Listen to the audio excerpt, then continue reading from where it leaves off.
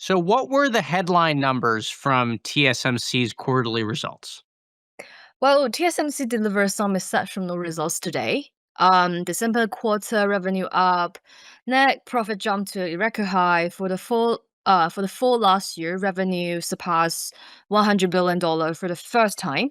The biggest revenue source for TSMC is the advanced chips, of course, which is the 7 nanometer and below, which now account for over 70% of the revenue. And the driver behind this is pretty clear. It's chip for AI. It's not just the processor like Nvidia's GPUs or Google's TPUs, but also the supported chips like we can saw in the data center, like those for the networks. So TSMC, because of all of this, TSMC now it become more confident in the sustained AI demand. They are planning record capital spending of like 52 to 56 billions in 2026 this year, projecting nearly 30% revenue growth for this year. So, $56 billion in capex. What is all this money going towards? Most of the capex will be for buying advanced chip making tools for AI chips, meaning that TSMC will use the money to expand the advanced chips production capacity. But the capital spending announced now won't help, I would say, won't help meet today's demand. It's for 2027, 2028, and beyond. In the near term, TSMC has to get a little bit more creative. They are boosting the productivity of at the existing factories and repurposing some of the factory space and equipment from older facility to support advanced chip production. So, I want to pivot to talking to a story about you wrote this week, which is actually it's on the same topic, which is TSMC's dominance in the chip manufacturing ecosystem. The premise of your story was really looking at all the ways in which the world relies on TSMC. And I wonder if you can explain to us, why is TSMC so dominant? I mean, what is the secret sauce? How is it that they have become seemingly the only company in the world that can manufacture these chips as well or as efficiently as every company in the world might want them to? Um, I would say first of all, and maybe the most difficult reason to explain is the technology. We probably need a little bit more, like 1 or 2 hours to explain why the technology is so good. But I do have high respect to I mean, engineers look, we have the whole morning, but it's late for you, so you go as long as you want. sure. I think like well, technology wise, I would say they have good technology. That's why they can achieve higher yield, which just means that if you place your chip making order at TSMC, the cost would be much more lower than you place your chip order to other places. And besides technology, TSMC's dominance also came from their business model set by their founders, Maurice Chang.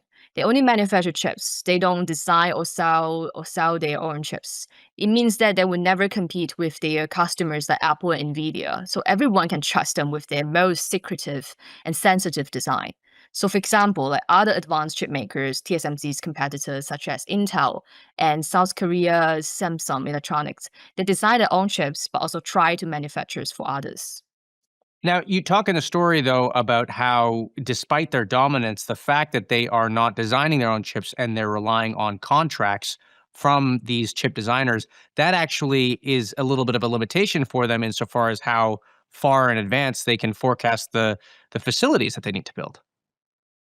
Yes, they are. I think I remember CC Wei, which is TSMC CEO. Obviously, he was in a very good mood today, but he did mention and admitted to the analysts that they have been very conservative in terms of the capacity.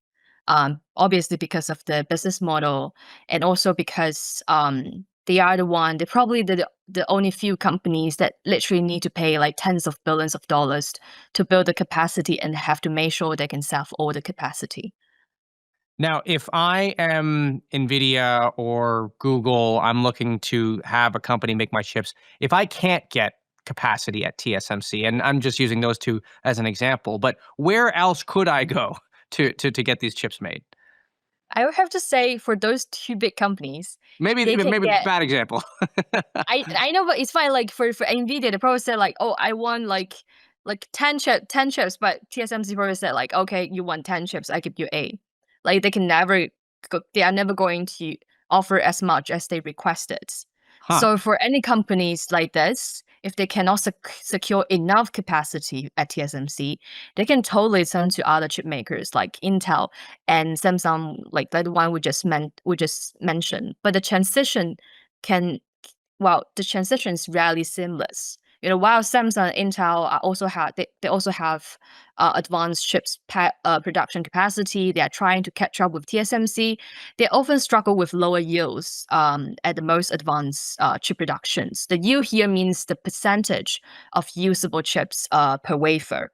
So lower yields means higher cost to produce chips. And also switching foundry is not like switching from different cereal brands. It required, redesigning the entire chips architecture and to fix different manufacturing technology, which can take a year or two. So if TSMC really has a stronghold on the market, you mentioned the 56 billion in capex. Are they building more factories? What is their expansion plan? Yes, the quick answer is yes, they are building more factories.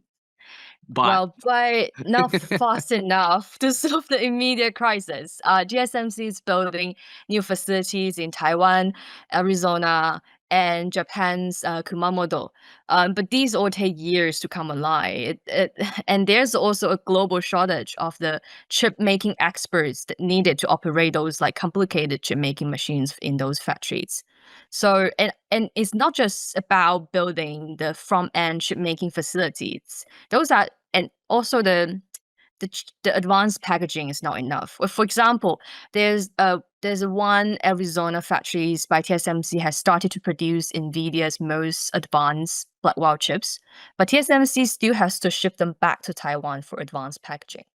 so even if they're making them in the US, the bottleneck still remains with the facilities in Asia right now, which is that they have to Yeah, package them there, and then we're back to where we started, really. yeah, exactly. Great. Well, it's a company that I know that the world is watching, and I want to thank you for coming on and sharing with us all that you know about it. We will let you get some sleep because I know it's late where you are. That is Qianer Liu, our Asia reporter here at The Information.